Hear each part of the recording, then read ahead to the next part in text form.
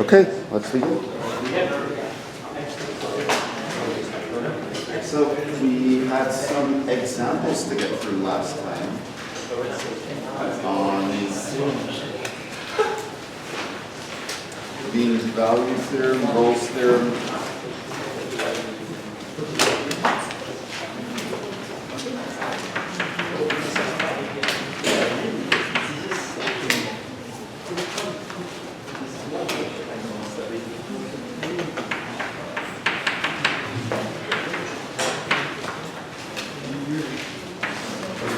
From Rolle's theorem.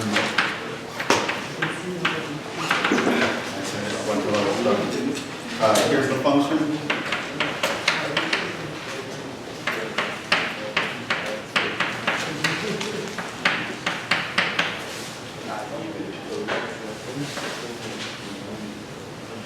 And the interval is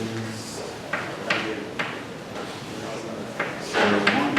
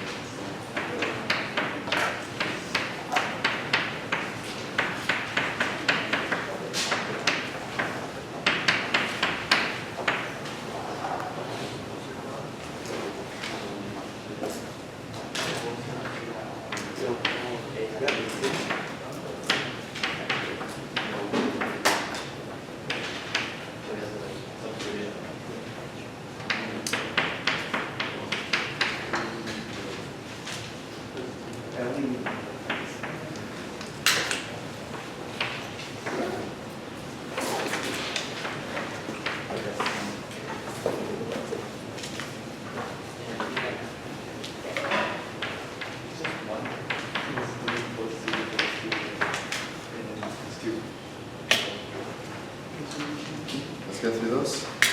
So the first one, how do you do that one?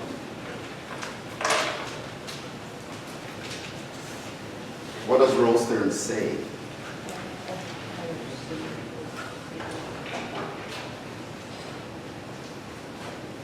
Oh, what does it say? Huh? Yes? It says let f of x be defined on the closing interval AB. So f of x? Or like it's defined on the closing interval AB. Yeah? F is continuous on the closing interval AB. F is differentiable on the open interval AB.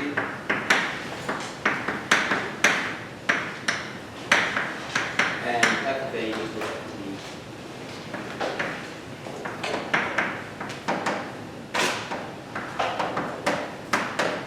Then F prime C. That means there exists some C in the interval AB such that F prime C equals 0. okay. So this f here is a polynomial. Does it fulfill those conditions? Yeah. Well, it definitely fulfills the continuous condition. It's continuous on the entire real line. So therefore, it's definitely continuous on the closed interval 0, 1. It's also differentiable on the entire real line, which means it's differentiable on the open interval 0, 1. We just need to check this condition. So here, f is a polynomial. This means f is differentiable and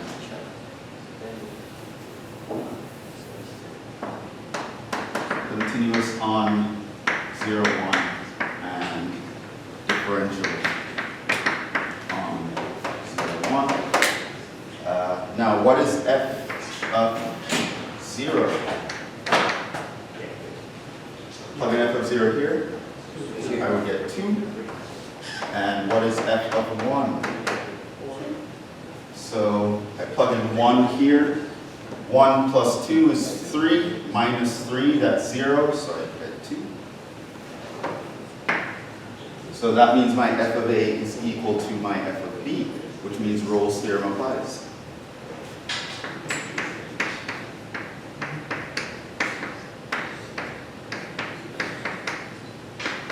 So there is some c in the interval 0, 1 such that the derivative of our function is going to be 0. How do I find that guy? Huh? Differentiate, yeah. F prime of c is going to be, I'm just going to differentiate that. 3c squared minus 6c plus 2. And we would set f prime of c equals 0. This implies our 3c squared minus 6c plus 2 equals 0. How do I solve that? Factor?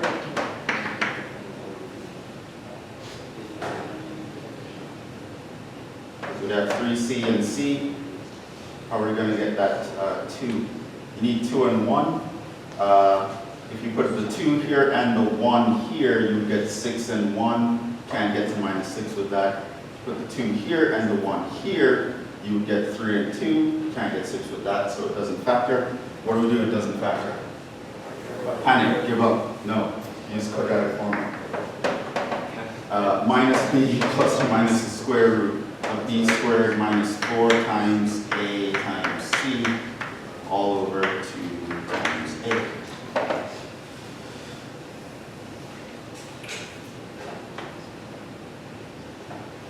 So this would become what? 6 plus minus 2 squared 3 over 6. We can factor out a 4 out of this, right? Can we factor out anything bigger? That's, we know the square root of.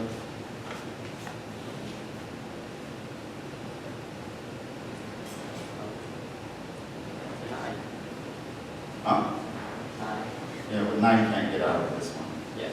So 4 is the biggest thing we can factor out. You factor out a 4, you get a 2, radical 4 from this. What would be left over? 9. 9 minus, I took out this 4, so that's left over with 6. And so this is just 2 radical 3 over 6.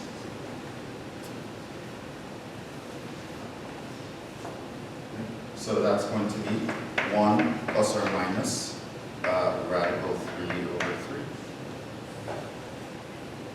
3. Okay, so what is the c here?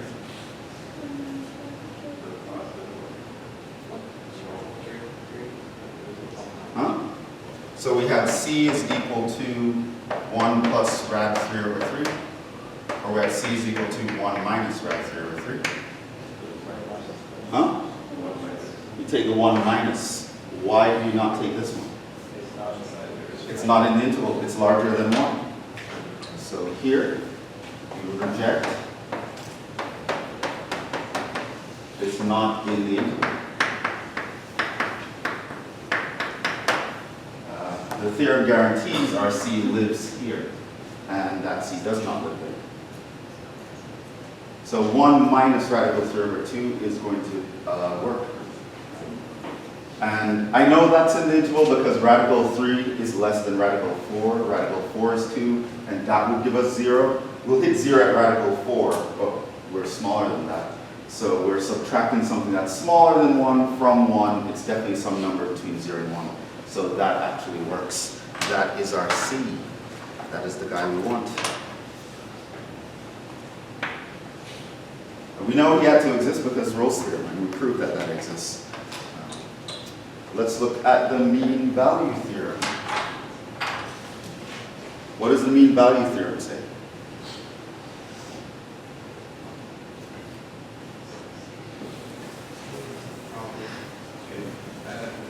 F is continuous over a comma b and differentiable. Then the derivative of c will be equal to the rate of F continuous on a b and f differentiable on the open interval AB. Then the derivative of f of c should There be exists a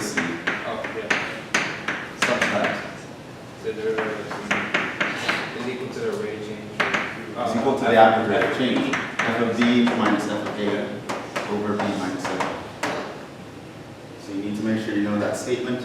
We are then going to apply that here. Again, F is a polynomial. So F is continuous on what's the interval here? -1 to 1 and differentiable on -1 to 1. Here, f of b minus f of a over b minus a is equal to f of -1. That would be -1 minus 2 plus 4 plus 8. Sorry, that should be f of 1. F of b. I would have 1 minus 2 minus 4 plus 8. And then -1, I would have -1 minus 2 plus 4 plus 8 all over 1 minus -1, that is 2. What does that simplify to?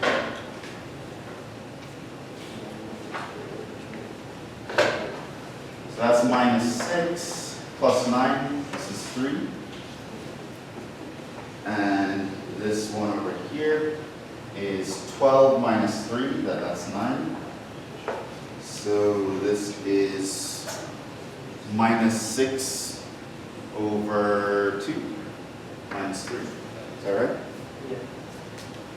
So there exists a C such that the derivative is equal to that.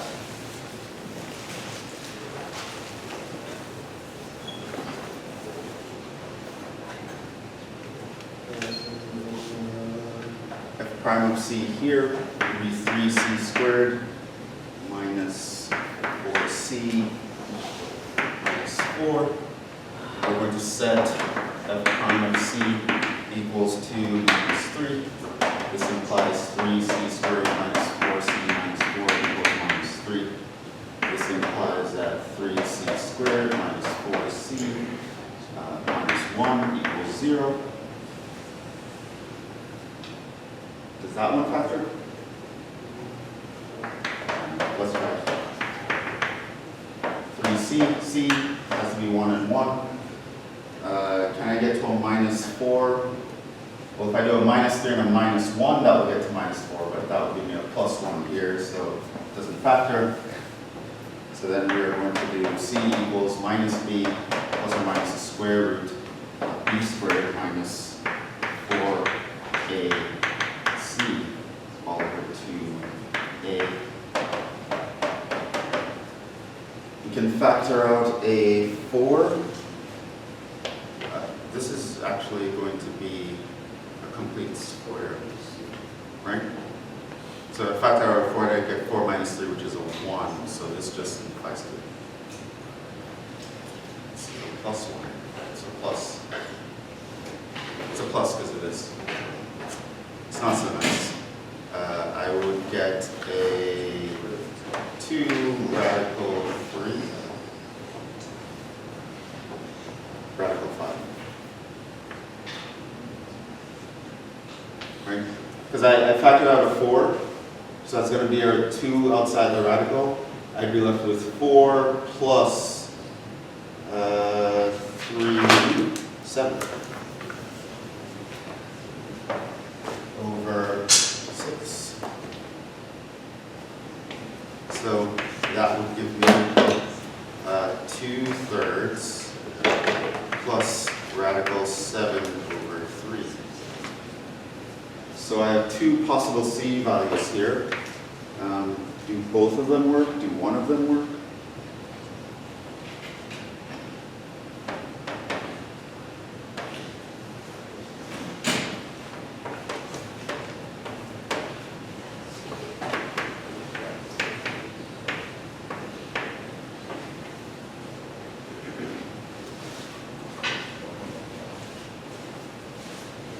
What are we going to get here? Is radical 7 larger than 3? Or larger than 1? Right? So we have something slightly larger than 3 divided by 3. That would make it larger than 1. So reject here, not in the interval.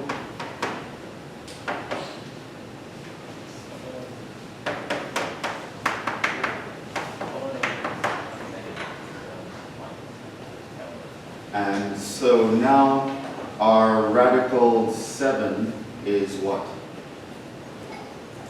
That's somewhere between 2 and 3, right? So you're going to have something that's slightly negative over the 3 that is still within that. So that's our answer.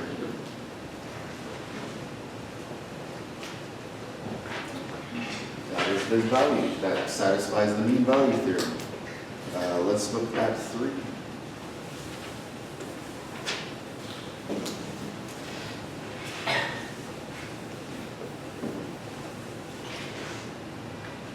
And we want to show that the conclusion, I left off that word, just I wrote it down last time.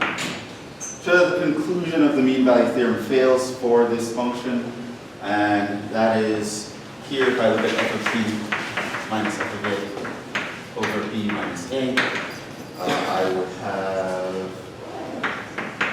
f of 27 minus f of minus 8 over 27 minus 8. F of 27, cube root of 27 is 3, and I square that, I get 9. F of minus 8, cube root of minus 8 is minus 2, and I square that, I get 4 over 27 plus 8 is 35.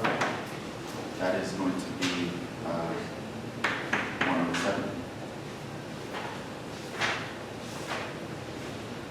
So here we're going to set f prime of c, which is going to be 2/3 c to the minus 1/3 equals to 1 over 7. This means that our c is going to be equal to 3 over 14.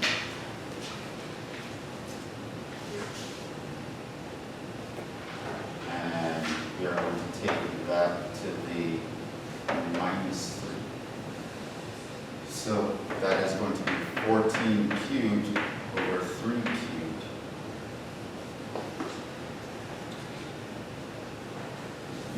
And that's the only answer. That's the only candidate. Now,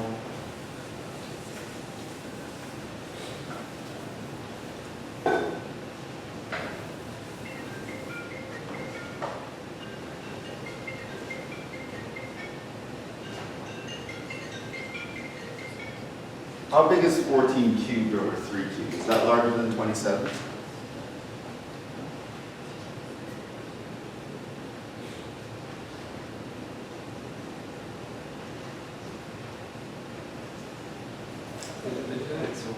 Huh? For sure it's larger than 27, right? Because, what? Because, yeah, well, you can just check, because 27 would be what over 9? Because the denominator here is 9.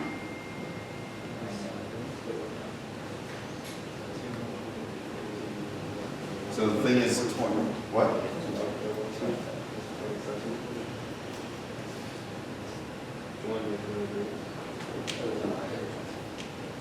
It's actually larger than 27.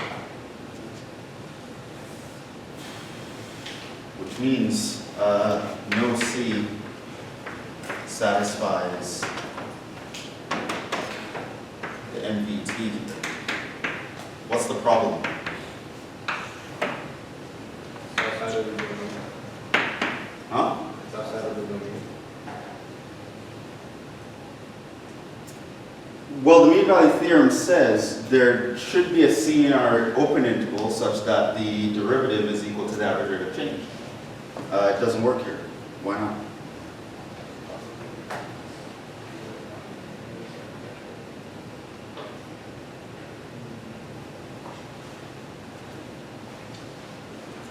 just disprove the mean value theorem? We found something where it's wrong.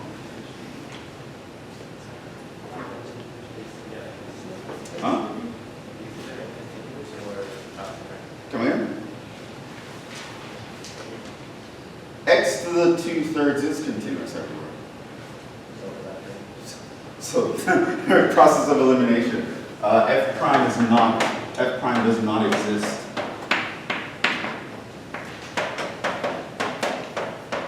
on the entire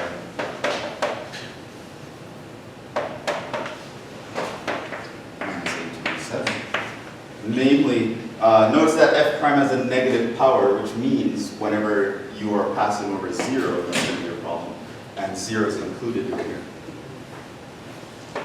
0 is an element of -8/27, and F prime at 0 does not exist. So it's not that the mean value theorem failed, it's that we didn't have all the conditions. And every now and then, you'll be in a situation where it seems like something isn't working out, but it's because you're forgetting one of your conditions that you need to make the theorem work. So, basically all we want to do for mean value theorem and rules theorem, you should know the statement, you should also know how to apply the statement, you should know when the statement fails and why it would fail, and you'll be able to either pinpoint, it's one or two things, right? Continuity is going to mess up, or the derivative is going to mess up. Once both of those guys are behaving on the intervals that we need them to, we are guaranteed to be able to find a C that will work in the way that the theory describes. So that is that. Mean value theorem, as I explained last time, very important thing.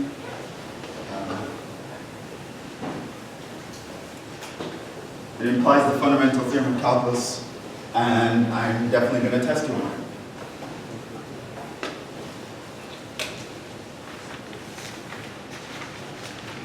So, we are going to move on to something completely different. Well, not completely different. It will still involve derivatives. We're still stuck with derivatives for a while.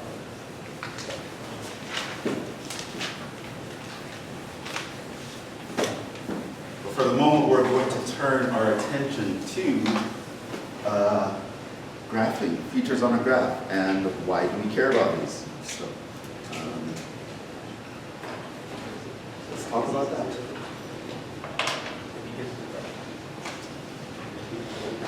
Remember, I think I'm going to cover, this is covering sections 4.3 and 4.4 text. I'm going to kind of do it all in one breath, I think. One section kind of just flows into the other one. Ultimately, what I'm going to talk about is derivatives.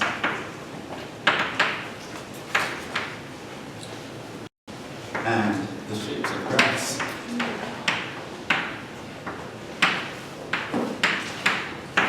Culminating in a topic that we call curve sketching. So we're going to learn to sketch curves in more detail using derivatives. To basically illustrate some of the things that we're going to learn. So, there are some important features that we care about.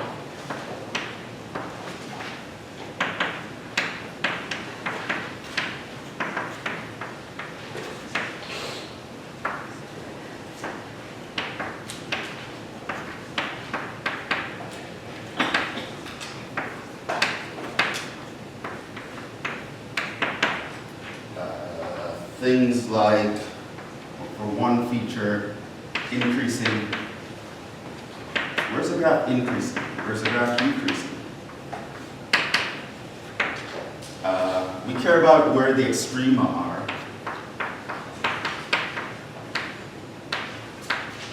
These are going to be important. We care about locations of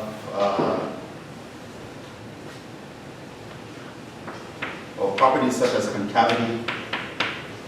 We care about properties such as inflections.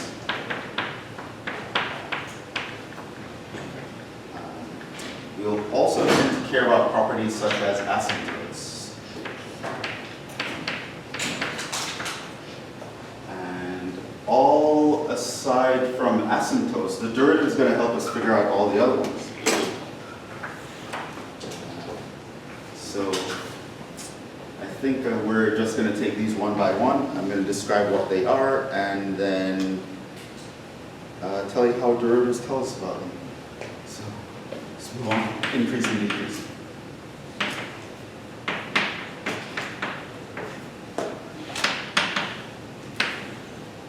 So for a little while, it's going to be theoretical, quote unquote, because I'm going to have to just be defining a bunch of things for you and telling you how we're going to measure them. Hopefully we'll get to some examples today, but I don't know, let's just jump into it. Definition. F is increasing.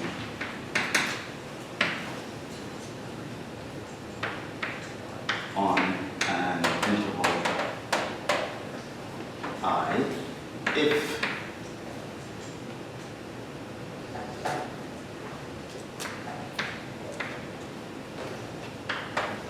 when x2 is larger than x1, then f of x2 will be larger than f of x1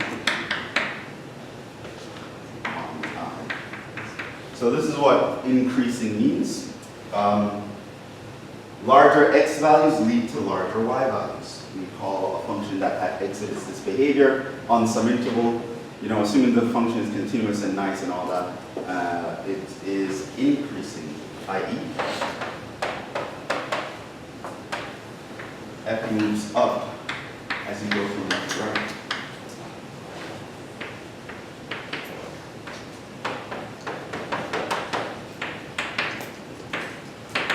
So you have a function on some interval I, and it's doing something like that. Once you pick some x values, the larger x value will give you a larger y value. The smaller x value will give you a smaller y value. So you'll notice as you're going from left to right, your graph is getting higher and higher and higher. We call this increasing. Now that's an important relationship between the inputs and the outputs. What this means is when your input gets bigger, your output will get bigger. And sometimes of course, it's a function. We want to know, we care about how the output will behave when we manipulate the input. So that's an important thing to know about. Where's our function increasing? Where is it decreasing? The definition for decreasing is similar, pretty intuitive. F is decreasing on I if when x2 is greater than x1, then f of x2 is actually smaller than f of x1. So this says when your input goes up, your output goes down. I.e., f goes down as you go from left to right.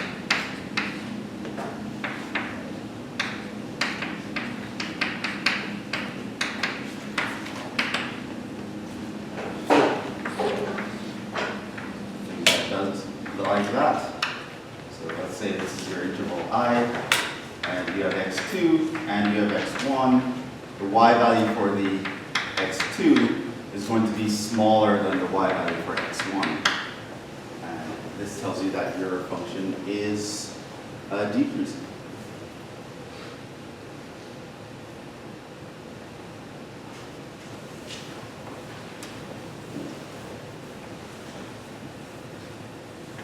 Now, not all the time are you going to want to know how to actually sketch your function, because that just might be very difficult to sketch. How can you tell without sketching?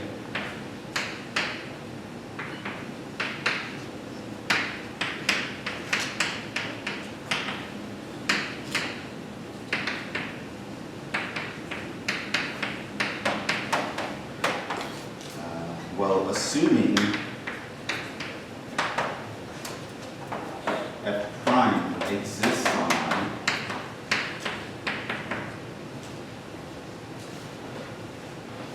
for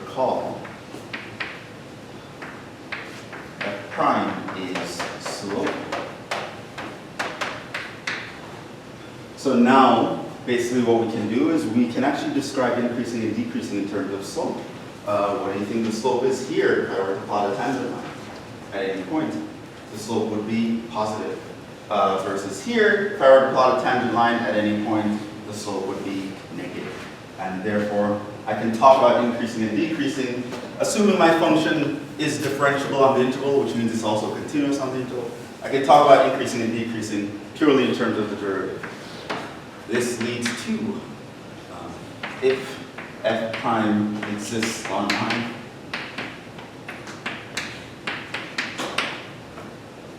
then 1. If f prime is positive on I, this will only happen if f is increasing. And 2, if f prime is negative on I, that will only happen if f is decreasing.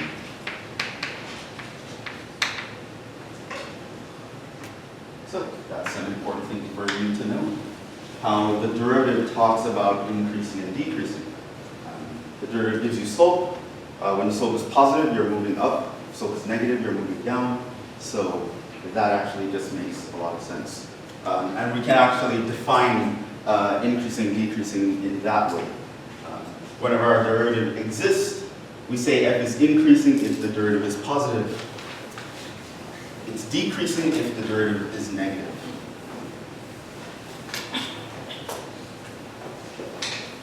Now, of course, your derivative can change signs, but you just break up the interval and consider it increasing or decreasing on certain pieces of the interval.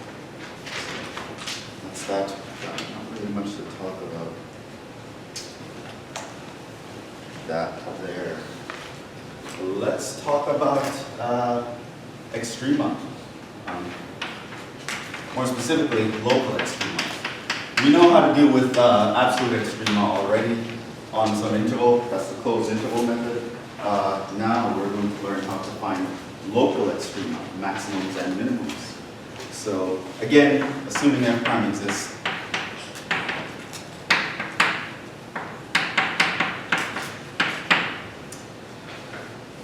what would a maximum look like? Well, you have two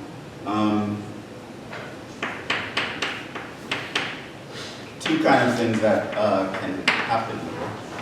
You can have a maximum happening at a sharp corner, right? Where the sharp corner doesn't have to bend this way, it can be a straight line or whatever. Or you can have a maximum happening here on a very curved and smooth region.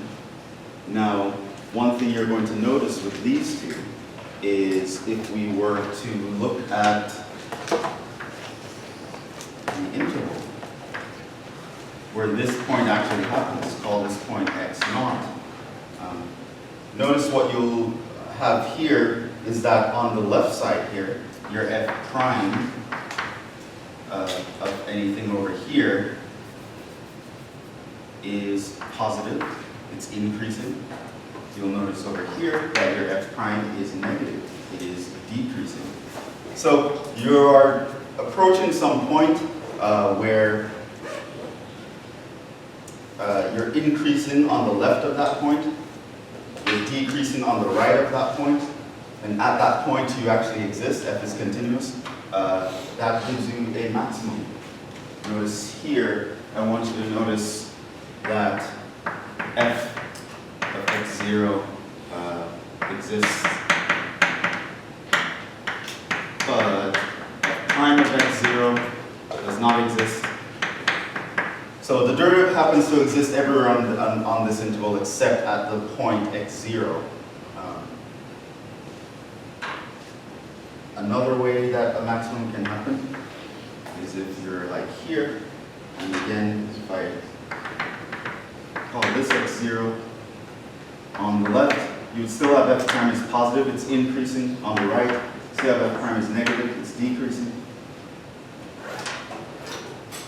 At this point, notice that f of x0 exists, and f prime of x exists, which by from us there we know it would be 0.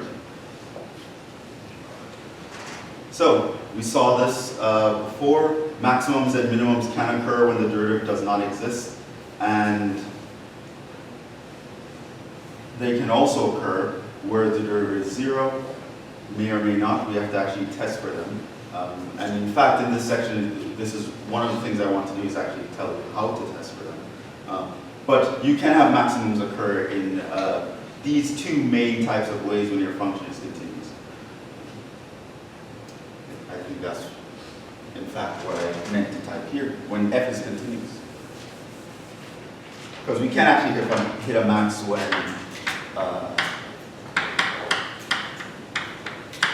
f prime does not exist. And we saw things like that. Absolute value of x, for example, hits a minimum where f prime does not exist.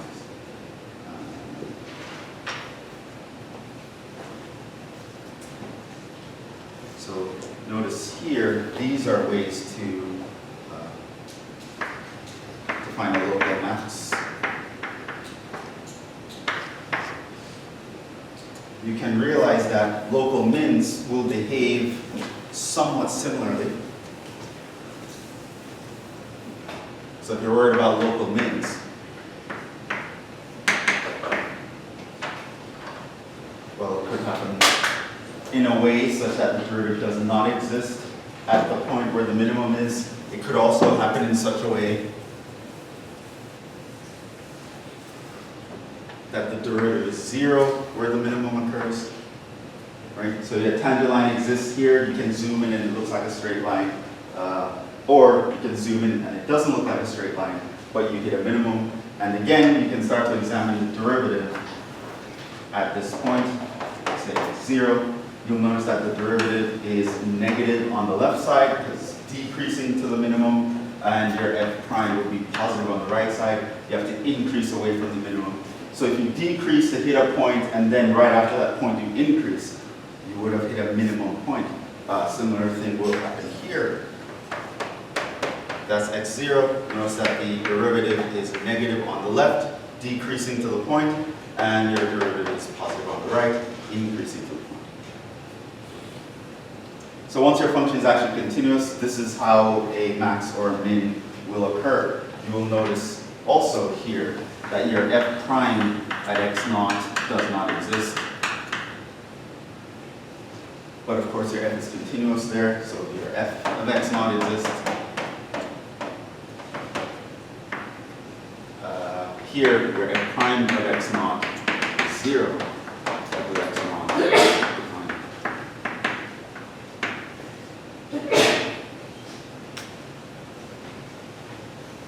So this leads to something called the first derivative test.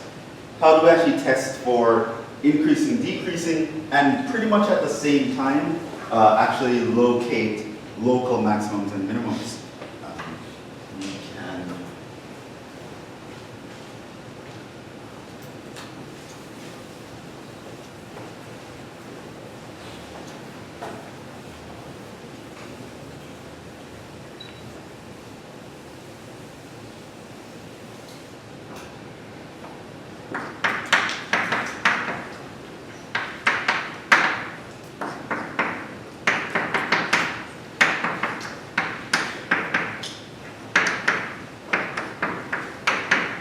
so-called because we use the first derivative in the test.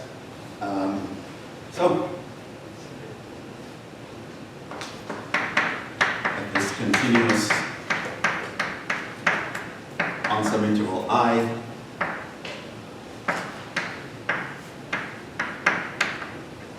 we can locate extrema by 1. We're going to find,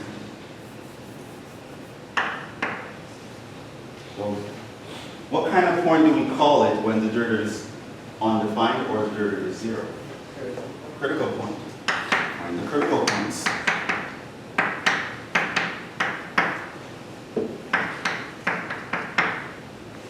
Two.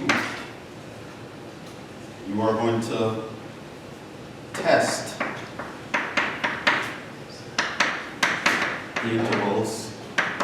Remember what test means? Just pick a random number in the interval and plug it into the derivative. Test the intervals around the critical points.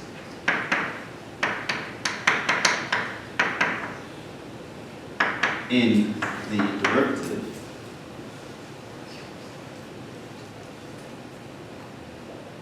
Assuming it exists. And 3, conclude based on the following.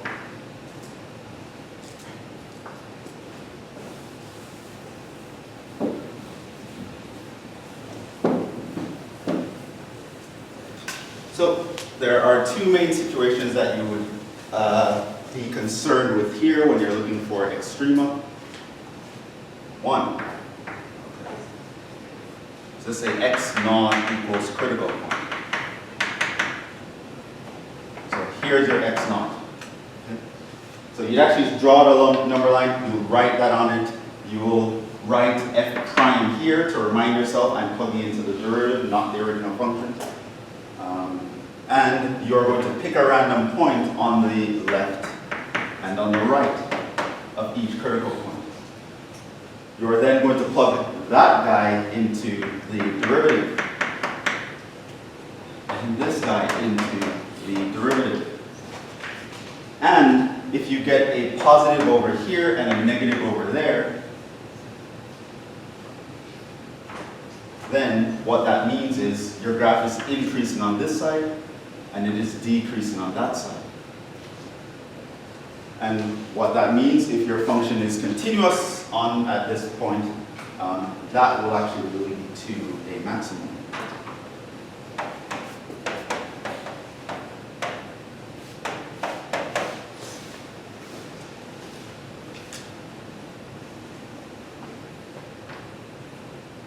Another thing that could happen is you found a critical point and you plugged in a random number to the left and to the right of that point. You plug that into the derivative. In fact, you should write the derivative down to remind yourself what you're plugging it into. One thing you may have noticed is that it's negative over here and it's positive over there, which means you're decreasing on this side, you're increasing on that side. And assuming that your f is continuous at that point, that would lead to a local minimum.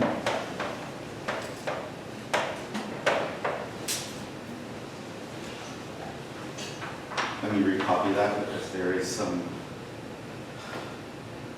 a possibility of confusion here if f exists at x naught.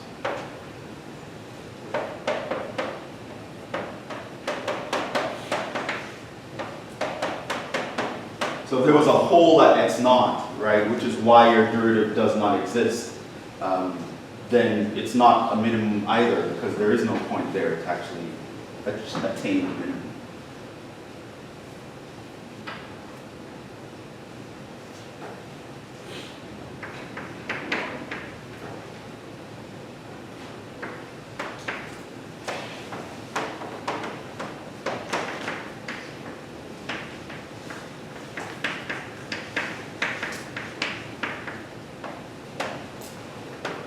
Pretty much if you see anything else, it's not a max or min, so don't worry about it. Maximums will look like this, minimums will look like that. You see something else, like if you see 2 arrows moving up, it's not a minimum, it's not a maximum either. If you see 2 arrows going down, it's not a minimum, it's not a maximum either, right? If you're going up on the left, down on the right, you are a max. If you're going down on the left, up on the right, you are a min. In any other situation, you're neither. This is called the first derivative test. So we're pretending our function actually exists at the point that we're looking at. If the function does not exist at the point that we're looking at, then it's neither of those either. So we're going to find the critical points. You're going to test the intervals around the critical points. Based on the sign of the derivative, you're going to conclude, is this a maximum, is this a minimum, or is this nothing? So that's called the first derivative test. Very important test. We will be using it often. What do I want to talk to you about now? Concavity, that's the other thing. So we spoke about increasing and decreasing, and we spoke about local extrema. We already did absolute extrema, so we don't have to worry about that. We can only guarantee those on closed intervals where the function is continuous. But this is more generally, if you want to find local maximums and minimums. Concavity.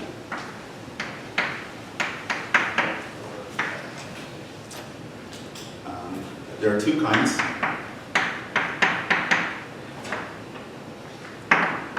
We call them concave up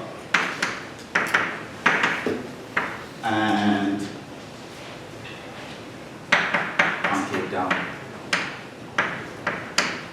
I'll also, sometimes when I get lazy, I will abbreviate this like CU or CU.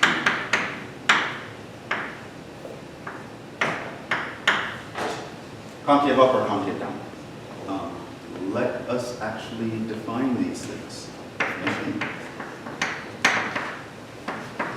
F is said to be concave up on I, so on subinterval, if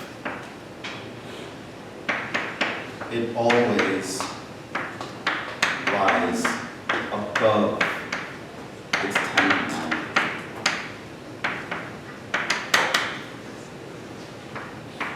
On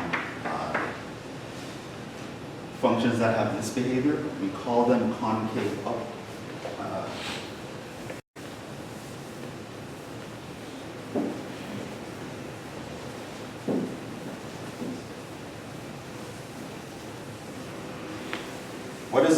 What does it mean that a function always is above its tangent line? Well, it means the function would look like this, for example, or a function would look like this, for example, or any such thing. What you'll notice is that if at any point on the interval that I just sketched, if I were to draw a tangent line, notice that the function is on top of the tangent line. Right? The graph is always on top of the tangent line in that region. Here, tangent line, it's underneath. Tangent line is underneath. So whenever something is held by its tangent lines, we call that concave up. I want you to realize that this has nothing to do with increasing or decreasing. This one here is concave up and decreasing. This one is also concave up,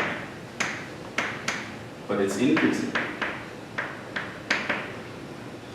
So I want you to make note of that. Concavity has nothing to do with increasing or decreasing.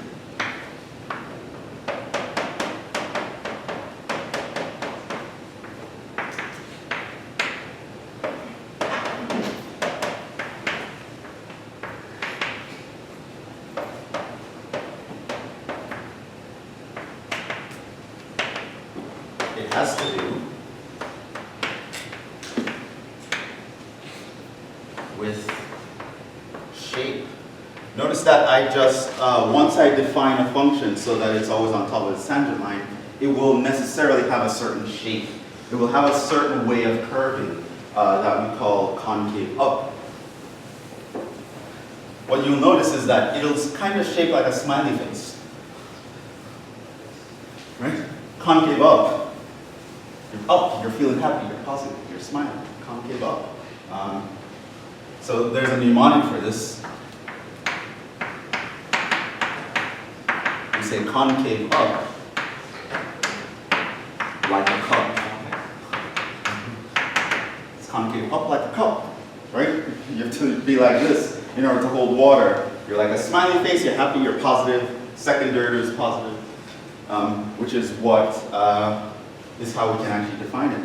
Notice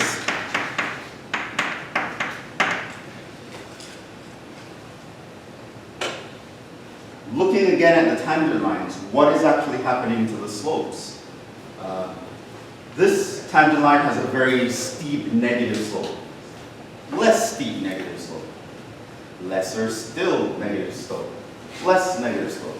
This one is 0, slightly positive, getting positive, getting more positive, getting more positive. What I want you to notice here is that f prime increases when f is concave up. If we were to look at the tangent lines of a curve that always sits above its tangent lines, and you track what the slopes are doing, you'll notice that the slope is increasing. They become more and more positive over time. But what does it mean for a function to increase? This means that the derivative of this function is positive, right? Increasing means derivative is positive, i.e., the second derivative is positive. So this can be another way that we can talk about concavity. How do I know a behavior like this will happen to a function? Well, where is the second derivative positive?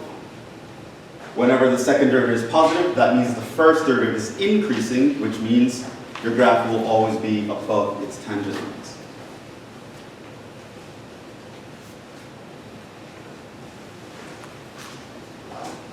We can do another thing.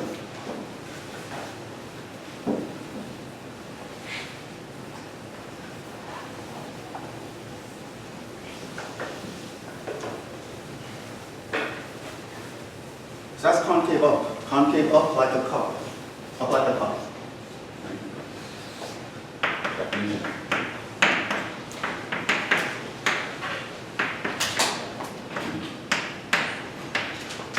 What does it mean to be concave down? On I, well, it means the opposite. If f always lies below its tangent lines on I.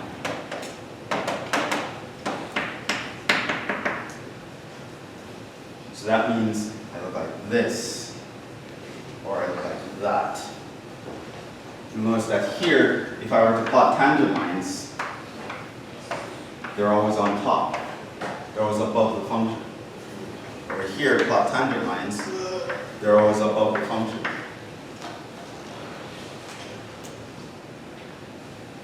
This here is concave down and decreasing. Here we are concave down and increasing, because concavity has nothing to do with increasing or decreasing. It has to do with shape. You can move in down and be concave down, or you can be moving up and be concave down. Concavity deals with the shape.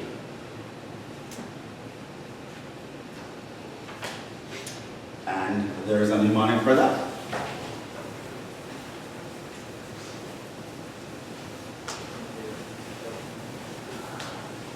What does it mean to be concave down? Well, it means like, now you're sideways. Down like a frown. Concave down like a frown. You also notice slope here is slightly negative, but it gets more negative over time. Slope here was very positive, but now it's starting to get closer to 0. The slope is actually decreasing. Notice f prime is decreasing when it is concave down. What does it mean for something to be decreasing? Well, it means its derivative is going to be negative. Just look at that. This means that the second derivative is negative. So we say concave down like a frown. Second derivative is negative, you're frowning. You feel the negative, you're down. You're down, down.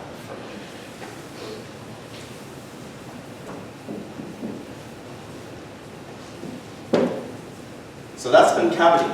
It's talking about the shape of a graph. how is it that you bend or curve while you're increasing or decreasing or doing whatever you're doing? How is it that you're doing what you're doing? This is called concavity. There's another thing that I mentioned here called inflections.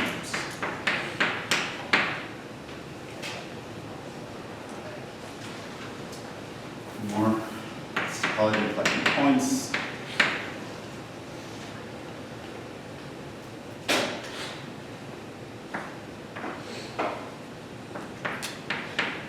We call x naught a point of inflection.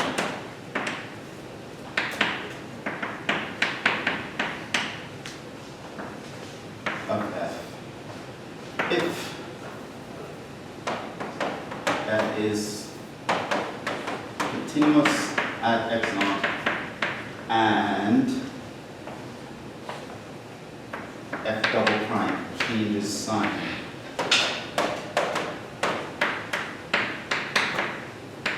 on either side of x naught. So this is called a point of inflection. So this leads you to be something like this, something like this. You can notice that on, like from this point, before your second derivative was negative, right? Down like a frown, second derivative has to be negative. Whereas over here, you're up like a cup, means your second derivative has to be positive.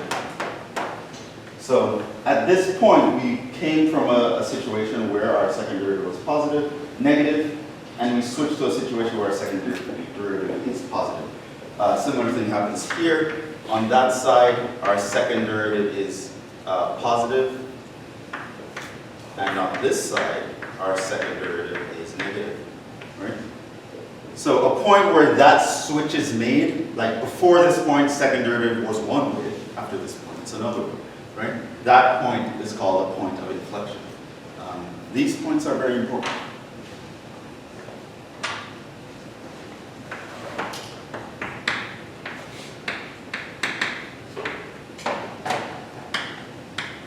Muy important.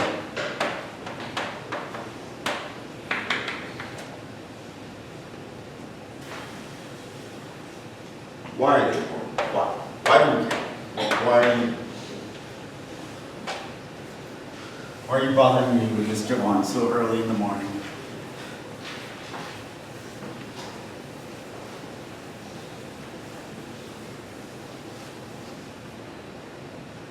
So, of course, math people don't really care about applications, but all the people who use math care about applications. Here's the idea. The point.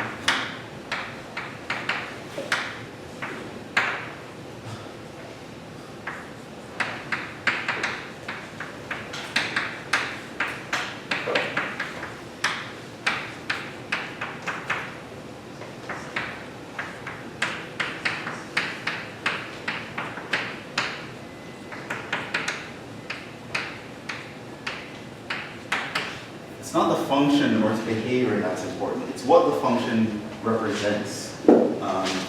So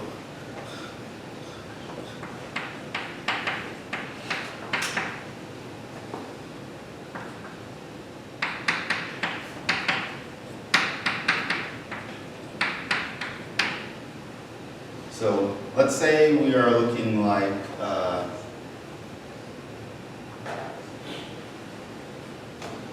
this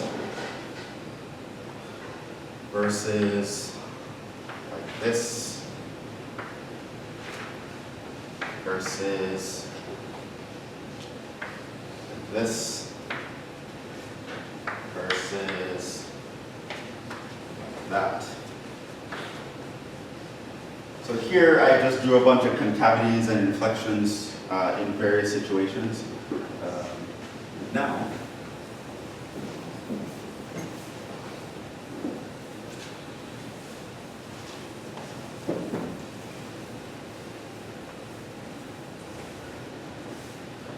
consider those situations in context.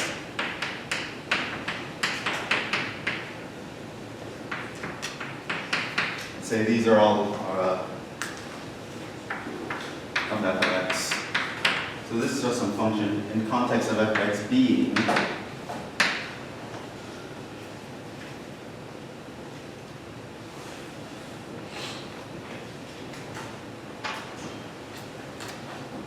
should I use? Let's use blue or yellow. It's kind of a weird combination. Let's use blue. Now, if you are looking at this graph, which as a Calculus student, you probably don't even care, man. Like, why am I even here? Okay, but eventually, when you start to use math to track things, what that thing represents is going to be very important to you. So, if this were to be, let's talk about profit. So now, it's not just a function. It's about your business. It's about how much money you make, how well you can feed your family, pay your employees. See, these different situations, they are now meaningful. They're very meaningful. What is going to happen? Well, notice in these two situations, your profits are increasing, which is good. I mean, yeah, you can see something is going up, but it's a little bit more than that, isn't it? Right? So here and here, profits are going up. It's good. Here and here, profits are going down. That's bad, right? But if you just think in terms of up and down, oh, it's going up and down, right? You are going to miss some dimension to this, for lack of a better word. Look at these situations for profit. Would you say one is better than the other? Which one would be better for profit? The left one, right? Yeah, now this is good. This is better. Right? Because what does this actually tell us, right? I see this behavior. Oh, it's going up and down. Well, yes, I know it's going up and down, but how is it going up and down? Well, oh, it's concave down right here, concave up right there. It's concave up right here, concave down right there. What does that mean? This means profits are increasing, but they're actually increasing slower. So something is up. Don't panic, business is still good. We're still getting more money, but the rate at which we're getting money is slowing down. Something is coming on the horizon, so we gotta do something. Okay, let's do this. Let's launch a new marketing campaign. Let's hire new people. Let's do this, blah, blah, blah, blah, blah. You do something, boom, what you notice is now profits are still increasing, but they're increasing faster and faster, right? So whatever happened at this point made us go from good to great, right? Now you're going to want to know when a point like that occurs, right? You're looking at your business charts over some time, and you're realizing, you know what, we're doing okay, but at this point something really great happened. Right here is when it really started to be bang, right? You're going to want to know at that date and time, what were we doing? What were the new projects being launched? Who were the people working on it, right? You're going to want to know that point. Similarly speaking, profits are good. They're good, and yeah, they're doing awesome, they're great, better than ever, but then something happens. And then it's like, okay, yeah, still good, nothing to worry about, but I kind of have a feeling that something, right? You can kind of have this kind of foreshadowing as to what's going on. So it's not just about, oh, going up, good. No, some things are better than others. There are better ways to go up than others, which depends on context, right? If it's profit, you'd want to be this in this situation as opposed to that situation. Now, of course, you prefer either of these two situations to those, but you definitely, one of these is definitely better. And how you would know one is better is concavity and inflections. So the concavity tells you who's better. The inflection is going to tell you when did something occur that made it better. And these are things that you'd want to know if you were the person running the business. How's my business doing? What was going on at what time that made it go from good to better, or better to worse, or something like that. And similarly here, these guys are bad, but one is more bad than the other, right? So in terms of profit, what would happen here? Which one is worse, you think? Huh? Yeah. The first one. That's worse for profit, right? So this here, this is bad. This is worse. And this is bad. So both these situations are bad, but one is worse. Why? Well, yes, we were losing money, but something happened. Now we're losing money even faster. Like, what the hell happened here? Like, right? You're gonna want to know. Like, things were bad, but they just got worse, right? Concavity is what tells you that. Inflection tells you when that happened. When was the moment that that happened? When was the moment that we went from bad to worse? The inflection is what you want to look for. This is bad, but it was really, really bad. Like, we were doing worse and worse every week. We're still bad, but hey, you know, there's hope. Things are looking up. If we continue this, maybe, just maybe, right? Something happened here that, yeah, things are still bad, but they're a little bit better. Maybe whatever happened at that point, we should be doing more of that thing. Maybe that would actually help us get out of the hole, right? So that's the situation. So it's not just, oh, moving up and down. It's, now you can talk about degrees of goodness or badness when moving up and down. Concavity and inflection help us with that. Now you might look at another situation. What if this wasn't measuring a profit, but something like a little bit more morbid, the size of a tumor? Right? Go to the doctor, you hear the bad news, and your doctor is, okay, you kind of have a tumor, it's probably malignant. Now this is not just a function, this is your life. If you're reading a chart about the size of a tumor, what situation would you want to be in? I mean, you probably not want to be in any of these, but which ones would be hopeful? Which ones would you rather have? Increasing in this context is very bad. I don't want the tumor to be getting bigger. However, one is actually worse than the other one, right? Which one would be worse now? This one is going to be worse. So in terms of the blue context, this is worse. This is bad, right? So the tumor is getting bigger, but hey, now it's getting bigger at a faster rate. What's happening, right? Here, the tumor is getting bigger, now it's getting bigger at a slower rate. What's happening? What happened at this point? Did they introduce a new medication? Did you start exercising? Or I don't know, whatever you're doing, you know, yoga or whatever, you know, it's mental healing, man, whatever, right? Something happens here, yes, you're still in a bad situation, but it's not as bad as it could be. Versus over here, now, if you found out that you have a tumor, you would want this to be happening. You'd want a decrease to be happening, but you'd actually want one to happen more than the other. You see, this one would be better. This one would be good, but that one's better, right? Because here, decreasing is happening, but it's decreasing at a faster rate. So whatever happened there, it's probably something you want to do more of. Maybe you should, that means the medication is working, who knows, right? Whereas here, yeah, it's still getting smaller, but the progress is getting slower, right? So these are some of the reasons why. I mean, we're not going to talk about these applications really, but I don't want it to be lost on you what the point of all this is, right? I know the actual functions you don't care about. I can ask you to graph x squared, but I don't care, whatever, right?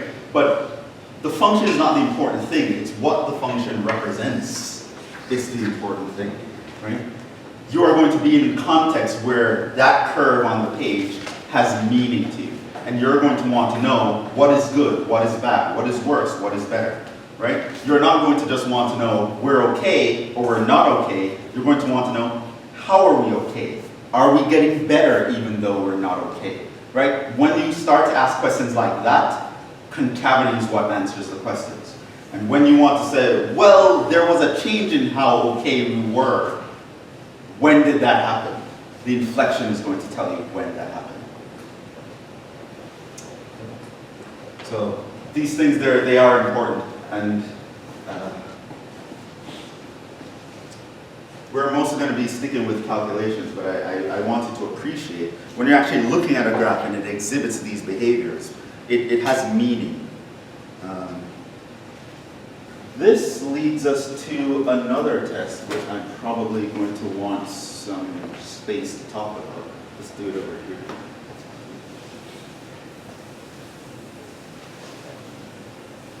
So, you realize concavity is important. You realize inflection points are important. How do we find them?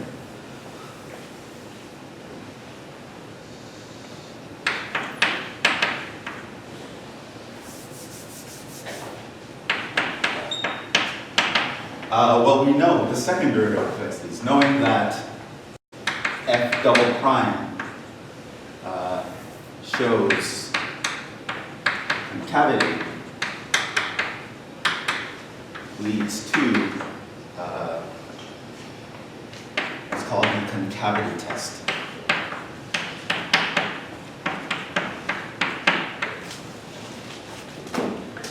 Now, it's very similar to the first derivative test, the difference being you are now plugging in points into the second derivative, not the first derivative, and your positive and negative signs mean something else entirely.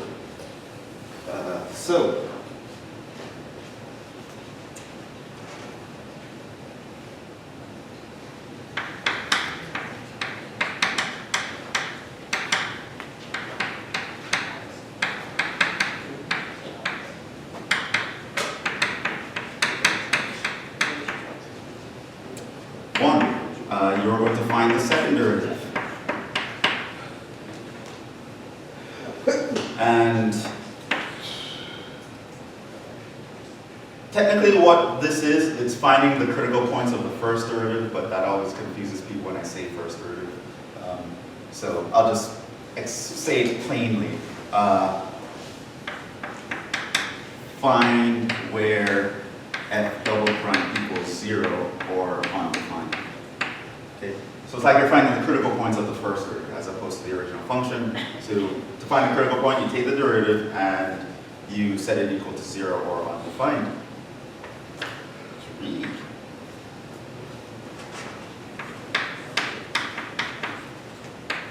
Test the intervals around these points.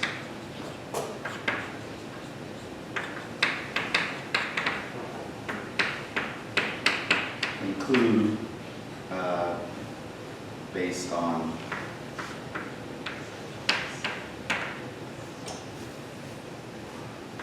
so we have a different scenario here.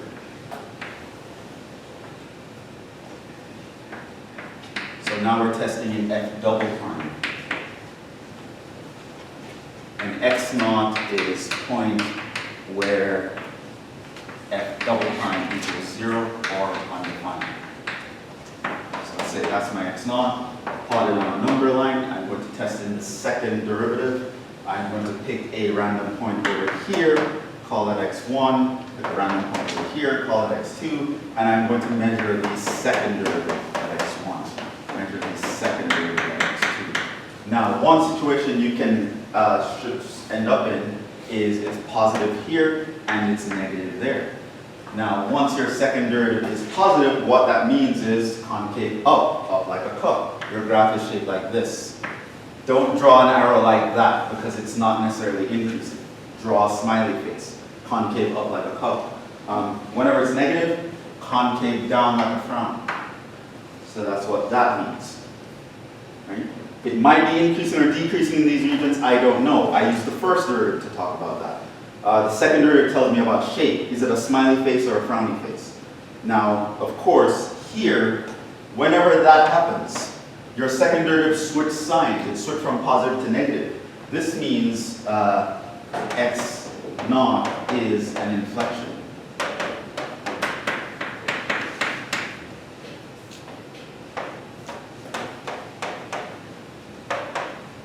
Assuming f of x naught defined.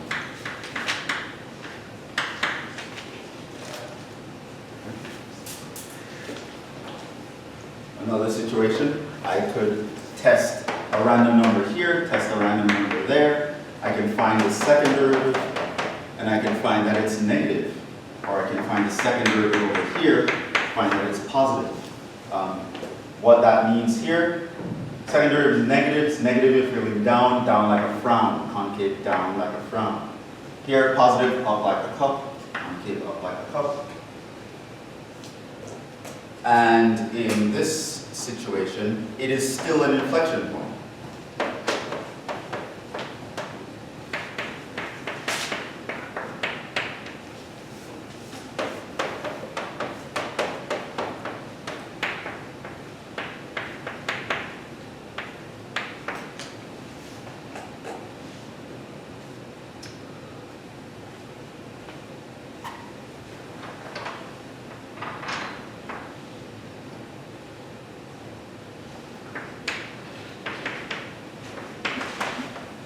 Inflections do not occur in other situations.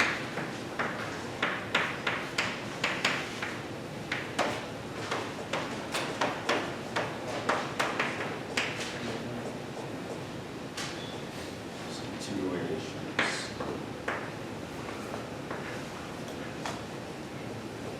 It's called a concavity test. Kind of like a first derivative test, but you do it with the second derivative. And in this situation, your pluses and minuses mean something else. Means shape. Frowny face or smiley face? Are you up like a cup or down like a frown?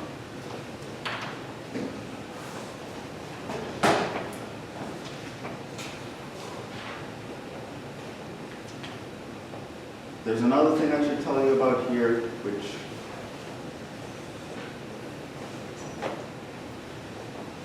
I should just be responsible and tell you about it, but we're not going to actually use it very often.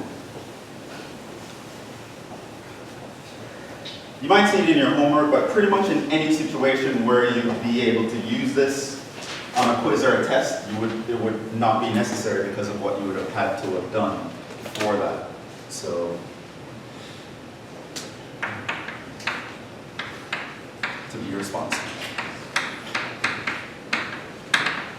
There's something called the second derivative test.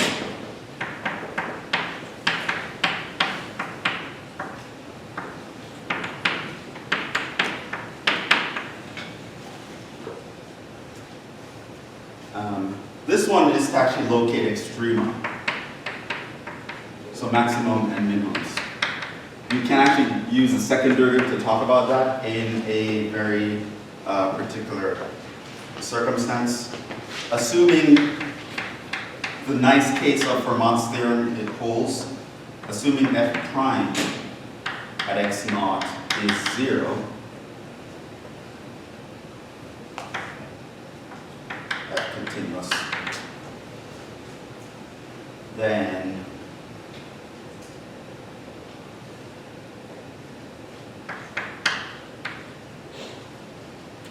it turns out that the sign of your second derivative at x naught can tell you something.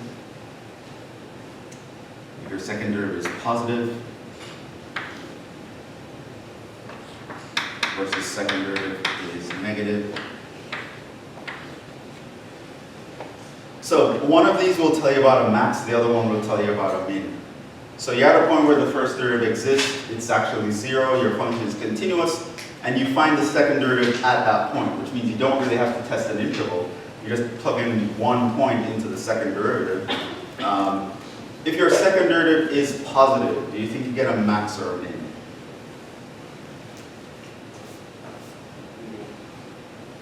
Why?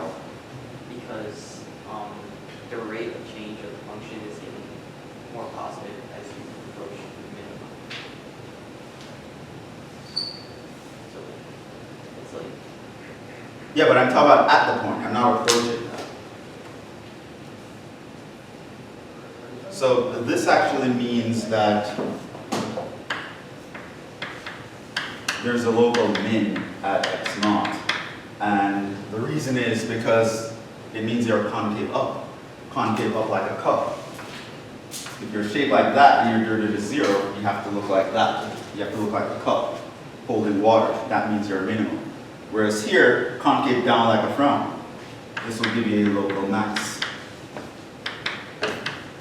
at x naught because you're down like a frown and your derivative is 0 at the point, Well, you must look like the top of a smooth hill. That will give you a local max. Now, pretty much in any situation where you're going to be using the second derivative test, I would have already had you use the first derivative test, so you could actually know where the maxes and minimums were before you would get to this point. So it's kind of superfluous. So if you want to forget this, you can.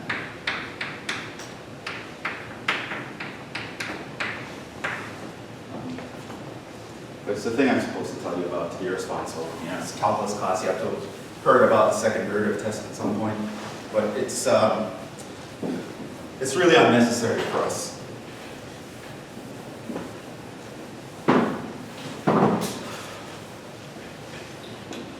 Okay. We were talking about a lot of things. But let's just make sure we summarize.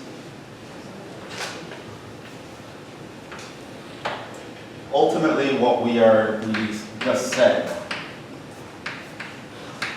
can be summarized as the following. How derivatives affect the shape of graphs. What do they tell us about a graph? So what I would do here is summarize in a little table.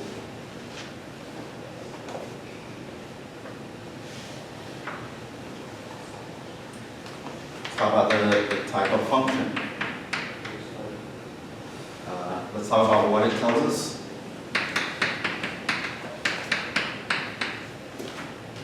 And let's talk about how it tells us.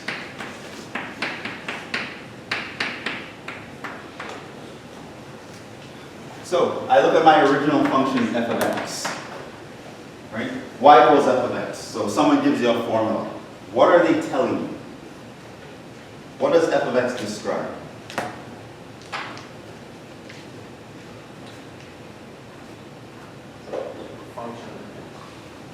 Yeah, but give me some spatial awareness here. Like, what does that mean when you tell me the formula?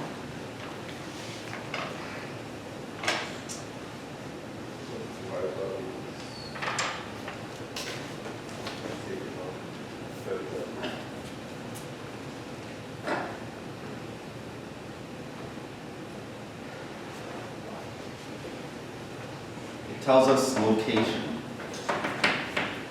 Position. Tells us things like current state, the current state of affairs. What is our location, position, or state right now? That's what the original function tells us. How does it tell us? Well, this one is plug in x. Solve for f of x.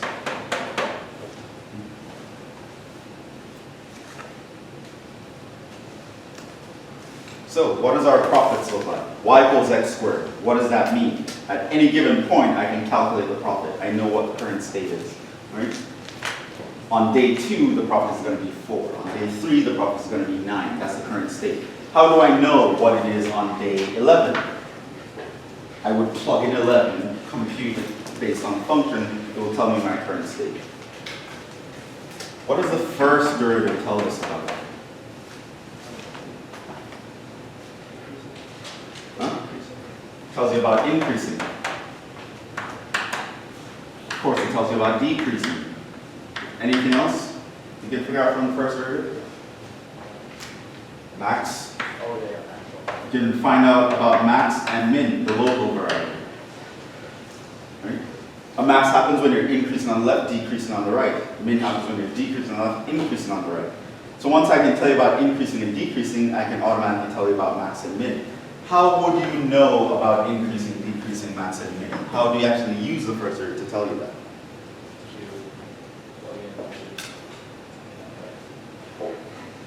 Well, I gave you a name for the process, so I'm not going to write it all out. The first derivative test. So go back to your notes and see what that test is. The first derivative test is how it's going to tell us. Using the first derivative test, I can figure out where am I increasing, where am I decreasing. Are there maximums, are there minimums? I can answer all those questions from the first derivative test. second derivative. What does that tell us about the function? It tells us about concavity. It also tells us about inflections.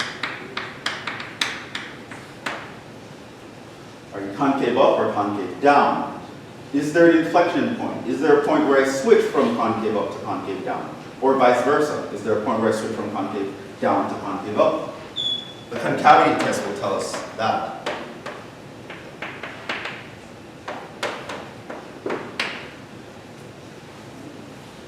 So ultimately, this is just something I want you to have in your head.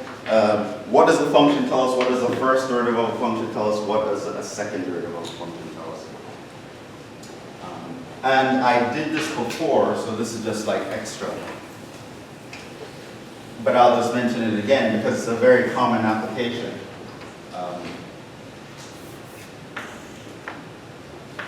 Sometimes this tells us about position, whereas this will tell us about velocity, whereas this will tell us about acceleration. So that's one specific context in terms of motion in physics. But then using this, I can tell you where the maximum velocity has occurred, where is the maximum acceleration. When are we moving as fast as possible? When are we moving as slow as possible? So that's what each function tells us, and that's how we can figure them out. Now, if I ask for a current location, you should know you would never use the first derivative or the second derivative. Or if I ask you, how fast am I going? You would never use the original function or the second derivative, right? You need to know, based on what you're looking for, which one of the functions should you be looking at to tell you about that thing, right? So if you want current position, current state, it's the original function. You want to know, am I increasing, decreasing? Am I getting faster, moving slower? When am I at maximum or minimum? Use the first derivative. If I want to know, am I concave up, concave down? Is there an inflection point? Use the second derivative. Do not mix these up. So at any given time, you should be plugging in numbers into a particular function. And the function you plug into, well, it depends on what you actually want to find.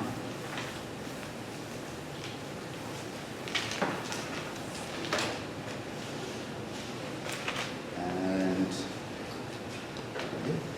we will stop there. Now, next time, we are actually going to be putting the stuff that I just told you, to use in the form of curve sketching. And in that regard, I have a handout to give you guys, so keep this in your notes, bring it next time. Pass these on.